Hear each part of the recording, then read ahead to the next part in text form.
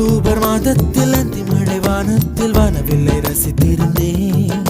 அந்த நேரத்தில் யாரும் இல்லை தூரத்தில், இவள் மட்டும் வானவில்லை ரசிக்க வந்தாள். அன்று கண்கள் பார்த்து கொண்டோ உயிர் காற்றை மாற்றிக் கொண்டோ, அன்று கண்கள் பார்த்து கொண்டோ உயிர் காற்றை மாற்றிக் கொண்டோ, ரசனை என்னும் ஒரு புள்ளியில் இரு இதயம் இணைய கண்டோ, ரசனை என்னும் ஒரு புள்ளியில் இரு இதயம் இணைய கண்டோ.